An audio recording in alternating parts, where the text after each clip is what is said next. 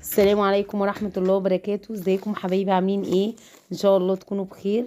صلوا على النبي يا جماعة عليه افضل الصلاة والسلام. اللهم صل وسلم وبارك عليك يا حبيبي يا رسول الله، عليه افضل الصلاة والسلام. النهاردة هنعمل مع بعض الطاجن الجامد ده. بصوا طاجن من الاخر، هنعمله مع بعض خطوة بخطوة. بصوا يعني مش قادرة اقول لكم. طبعا انتوا شايفين شكله في اول الفيديو يجنن يجنن. بصوا جوسي كده وطري، والكريمة فيه عالية، وبصوا كل حاجة فيه خطير خطير خطير خطير بجد. هيعجبكم قوي قوي قوي قوي قوي. طبعا ده مش مكرونة بالبشاميل يا جماعة. طبعا انا مش عايزة احرق الفيديو.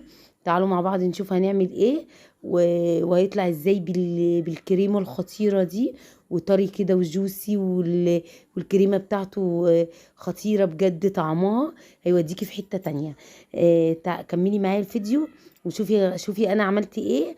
وطبعا بنطلبه في يعني في معظم المحلات، بس المحلات النظيفة جدا اللي هتلاقيها بتعمل الطاجن ده بيعملوه بعظمة زي ما انا عملته كده. بيعملوه بنفس الطريقة وبيطلع خطير كده. وطبعا بصوا مش قادرة اقول لكم، يعني انا مش عارفة اقول ايه في المقدمة من جمال الطاجن ده. طبعا انا بعمله على طول، بس انا صراحة بقالي فترة ما عملتوش، فقلت بقى اعمله النهاردة معاكم. بصوا مطة الموتزاريلا يعني حكاية بجد، حكاية حكاية حكاية. غير بقى ان الطاجن من جوه من قلبه. بصوا بيخلي بقك كده وقلبك كده بيروح في حتة تانية بجد من جمال. ما تشيلي كده بالشوكة او تطلعي كده وهو سخن كده حكاية. وغير كمان انه ما بيبرد بيبقى طعمه حاجة تانية. كملي معايا الفيديو، لو انت مش مشتركة ما تنسيش تشترك. طبعا اول حاجة جبت حلة وحطيت فيها مية وذرة من الملح كده، ونزلت بكيس مكرونة قلم. طب انت قلتي يا مروان ان انت مش هتعملي مكرونة بالبشاميل، طب ما هو مكرونة ايه. خليكوا بس معايا كده نكمل الفيديو مع بعض. فيديو حلو قوي قوي قوي قوي، وهنطلع بعظمه في الاخر بجد. حاجه خطيره خطيره خطيره. طبعا جبت هنا طاسه وحطيت فيها معلقه من الزبده. هنعمل ايه؟ جمبري. هنعمل طاجن. انا بقى اقول لكم بقى في الاول كده عشان اللي محتاره ان انا هعمل ايه. هنعمل طاجن مكرونه بالجمبري بالوايت صوص. بصوا حكايه الوايت صوص بتاعه خطير خطير، هيوديكي في حته تانية. طبعا هنا حطيت معلقه من الزبده. وانا نسيت اقول لكم يا جماعه، الزبده اللي انا بستغلها بقالي فتره معاكم دي الزبده اللي انا عملتها معاكم، اللي هي الزبده النيوزيلندي، تحويل الزبده النيوزيلندي اللي انا عملتها معاكم من كام فيديو كده. بصوا خطيره بجد يعني. بصوا بستخدمها في كل وصفاتي اهي. والزبده معايا ريحتها خطيره وطعمها حاجه تانية بجد يعني. طبعا انا حطيت معلقه من الزبده ونزلت بقى بالجمبري كده، هقلب فيه لغايه ما ياخد لون. طبعا هنزل عليه بقى بالبهار بتاعه. البهارات بتاعته بسيطه جدا جدا جدا جدا. حطيت معلقه كبيره من البابريكا ونص معلقه صغيره فلفل اسمر، والملح طبعا ايه. طبعا الملح تبع حدق اكلك يعني. انا حطيت نص معلقه صغيره. ماشي. هقلب بقى كل المكونات دي كده. التوابل بقى بالجمبري بالسمنه بالزبده كده. بصوا ريحته مش قادره اقول لكم، قالب ريحه الدنيا. طبعا الجمبري ما بسيبوش يستوي كتير عشان ما يلفش معايا. انا عايزاه يبقى مفروض كده. وكمان لما يجي يستوي في الطاجن ما سويهوش هنا ويجي يستوي في الطاجن يبقى ناشف في الاكل. انا عايزه الجمبريه تبقى بتقطم معاكي زي ما بناكلها في المطاعم كده. إيه، تبقى خطيره كده. تاكليها كده مش قادره اقول لكم. انتوا هتشوفوا دلوقتي. طبعا اقلب كده لغايه ما بصوا هو بالظبط 7 دقايق كده بس او 5 دقايق كده. تقلبي بس بحيث لغايه ما الجمبري بس ياخد لون معاكي وبتطفي عليه. بصوا لونه بقى عامل ازاي، خطير خطير خطير خطير. طبعا هطفي عليه بقى وكده خلاص الجمبري معايا كده استوى. والجمبري اول ما بيشم النار اصلا بيستوي. وانا كمان هيكمل تسويته كمان في الطاجن. هنقله بقى كده على الرخام اهو. طبعا المكرونه اهي، طبعا عشان النار دي عندي العين دي عاليه، نقلت بقى المكرونه ورا ورجعت نقلتها ايه على العين العاليه. طبعا بعد ما استوت كده سويتها حلو. صفيتها بس ما جبتش عليها، ما شطفتهاش بميه بارده. هي بس بتصفيها وخلاص. وهنا في نفس الحله اللي هي كنت سالقه فيها المكرونه، هحط معلقه من الزبده كبيره. شغلنا النهارده كله بالزبده. وحطيت 3 معالق دقيق. معلقه زبده كبيره، يعني حوالي معلقتين كده اللي حاجه بسيطه يعني. عايزه كبري معلقه الزبده. وحطيت 3 معالق من الدقيق. طبعا هقلب بقى في الدقيق كده لغايه ما احس ان ايه، ريحته طلعت معايا زي ما انتم شايفين كده. هنزل بقى باللبن. وانا حطيت كيلو من اللبن. كيلو من ايه، من اللبن. هقلب بقى بالمضرب كده، بحيث ان انا مش عايزه دي معايا يكلكع. طبعا انا هعمل بشاميل، بس هي مش مكرونه بالبشاميل باللحمه ولا الكلام ده. هتشوفوا دلوقتي. طبعا انا قلت لكم هي ايه، بس انتوا هتشوفوا دلوقتي، هتشوفوا عظمه بجد يعني. طبعا قلبت دي في اللبن، ونزلت بالملح والفلفل الاسمر ومكعب مرقه. وحطيت كان عندي حوالي قطعتين كده من الجبنه شرايح الرومي. يعني بشرتهم كده ورميتهم برضو. هم هيسيحوا.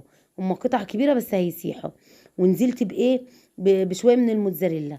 بصوا دنيتني اقلب بالمضرب لغاية ما البشاميل بقى كريمي معايا ازاي. بصوا دنكوا قلبوا بالمضرب، هتلاقوا القوام بقى معاكم قوام كريمي. هو بصوا بيقول، يعني هو بيقول من غير ما انا اقول يعني. بيقول ان ايه، ان هو ايه كريمي. طبعا هنا في الطاسه اللي هي فيها، اللي انا عامله فيها الجمبري، نزلت بالمكرونه عليها. بصوا بوريكم ان المكرونه مفلفله خالص. مفلفله ولا معجنه ولا اي حاجه خالص. طبعا هنزل بقى بكبشتين كده 3 من البشاميل على المكرونه والجمبري. بصوا الوايت صوص بتاعه ده حكايه حكايه حكايه.